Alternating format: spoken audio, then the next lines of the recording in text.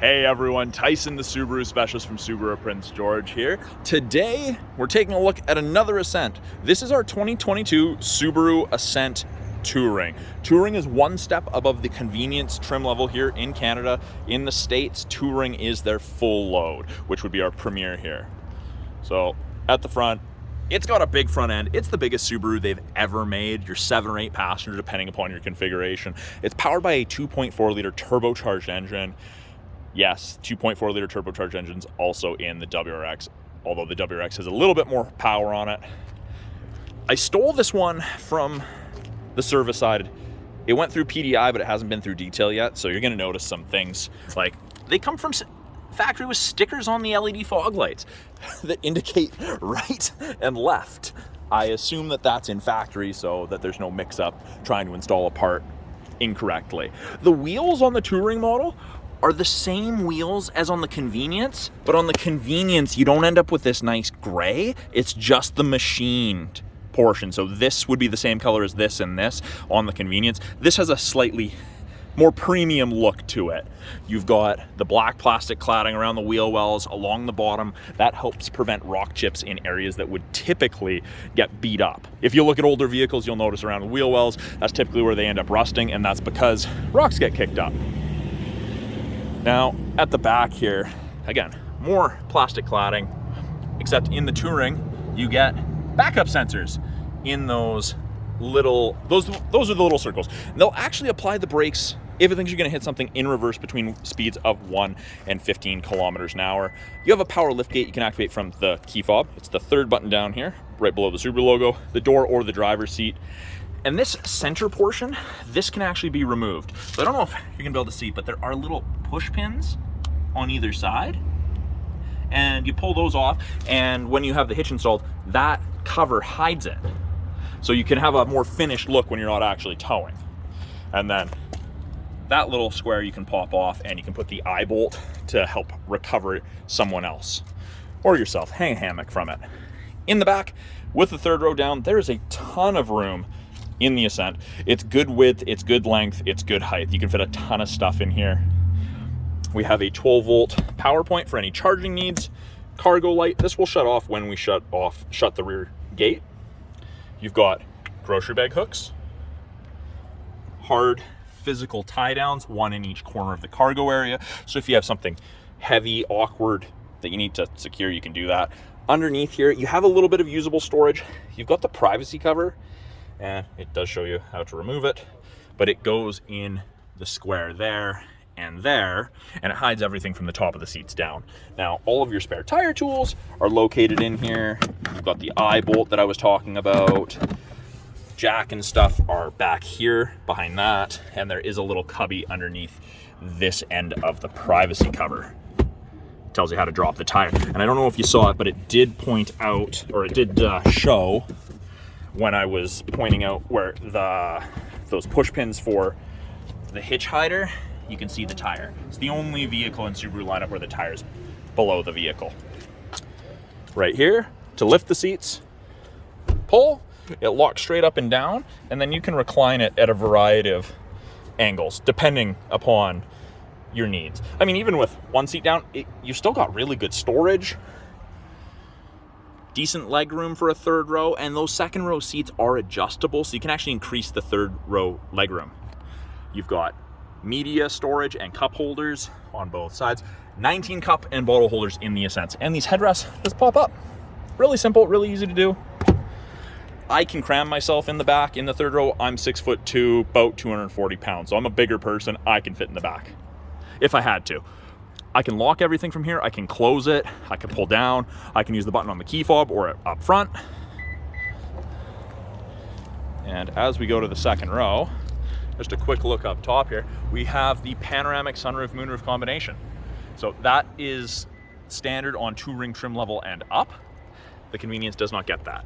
Now, this is the most popular seating configuration that we get, or get asked for, I should say, 7 seats. Bench is great if your goal is to stuff as many people as possible in here, but lots of the time a 7-seater makes more sense from a comfort level, and if you have multiple children and you have car seats in the second row, it's a lot easier to gain access to the third row. So you've got the ability to walk through the middle, or you can slide. This is designed to be a step to get in the third row.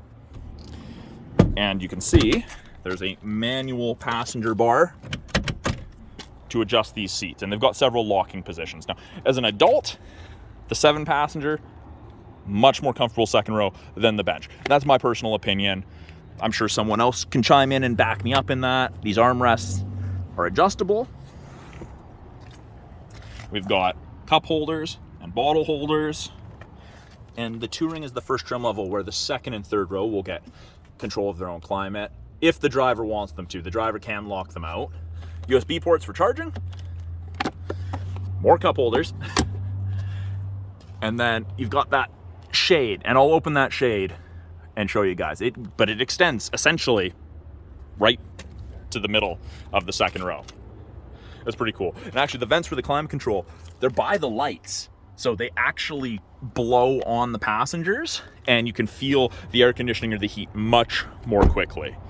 Now, with it being a proximity key, keys in my pocket, I've got these lines, locked it. Wait a second, and it unlocks. Very, very handy. It's the most convenient feature, I think, in any vehicle. Power windows, locks, mirrors, as you would expect. We have power driver's seat. Got a bunch of buttons down here. So this is to open the rear hatch. You can turn on all the interior lights from here. You can set a memory height for the tailgate so that it doesn't open all the way into your roof for your low parking area or branch. This is the scroll wheel for the brightness of the gauges. We've got traction control, and then we have blind spot detection. We have a little storage cubby right here, and you have one on the passenger side in front of, above the glove box as well. Now, being push button start, keys in the vehicle, my foot's on the brake, light is green, green means go, you press it, start it. My foot's not on the brake, light does not come on. Blind spot detection is that orange light on each side there, and it'll illuminate orange on whichever side someone's in your blind spot in, or going to be momentarily. It's a very, very cool system. It doesn't eliminate shoulder checking, but it is a nice aid. Now, the best thing about this steering wheel in the Ascent, it's heated, but it's the whole wheel. It's the only vehicle in Subaru's lineup where the whole wheel is heated. Typically between the seams here is not heated, and there's a spot down here that isn't heated. I do believe it's the same. I don't think it heats right here, but essentially it's a full heated steering wheel, which is excellent. You've got Bluetooth and audio controls on the left-hand side, adaptive cruise, lane centering on the right. This increases or decreases the follow distance behind the vehicle ahead of you that you'll follow at if you catch up while using cruise. Lane centering is designed to work above 60 kilometers an hour, so it's for highway. It's not really around town, but it'll actually give you gentle steering input to keep you in the middle of your lane. It's a very, very cool feature. I didn't think I'd like it. It's great on long drives. I'm far less fatigued at the end of a day of driving. Both of those systems use the 2-color stereo eyesight cameras. Those also do your automatic emergency braking, lane sway, pre-collision throttle management, all of that safety stuff. And Subaru's been smart. They stuck it behind the windshield because the windshield's a heck of a lot cheaper than replacing cameras and systems like that. Up top here, little information screen. It'll change the sensor display every time you press the info button, estimated distance to empty, fuel economy, or nothing. And since this just came in and I stole it before it went to detail, we've got 0 fuel in it. So I'm actually gonna turn this off. And you do still have an accessory or an on position in this, just like with a keyed ignition. Once, twice. And I don't know if you can see those LEDs flashing, but that's part of the eyesight system. It'll flash up with a certain color LED depending upon what it is. It is in the owner's manual, and I actually have done a video that goes over those lights. I'll see if I can't find it, and I'll put the link to that in the description of this video. Infotainment screen, 8 inches. It's covered in plastic, so my detailers typically leave this on. The new owners get that pride of ownership when they get to peel it off. If they want, if someone says, hey, yeah, take it off, we'll pull it off. It's easy. But you've got backup camera, reverse automatic braking, parking sensors. You can see the top of your bumper there. Access to the My Subaru app. You've got your settings, hook up your phone to Bluetooth, Apple CarPlay and Android Auto, all of that. We still offer a CD player. I know. I got laughed at when I mentioned that in some videos because some people think that's antiquated. So many people that I talk to, even younger people, they have CDs, and I see the benefit to that. Down here, 3 zones of climate control. You've got driver's side, passenger side, and the rear. Now, we're talking about locking people out of the rear. You press and hold. Little lock icon means no one in the rear can actually play with their climate now. Press it again, unlocks it. Now, if you want to adjust it from the front, press rear control. You can adjust. And you can do it from the driver or the passenger. Press it again, goes back to that. So you can have 3 different temperatures. Everyone else gets out except the driver. Hit sync and it's all the same. 3 stages of heated seats for the driver and passenger. No heated seats in the second row of this. You have to go up to leather, which is limited or premier, to get heated seats in the second row of an Ascent. Even in the 8-seaters, only the outer 2 seats get it. The person in the middle, in addition to having to sit in the middle, does not get a heated butt.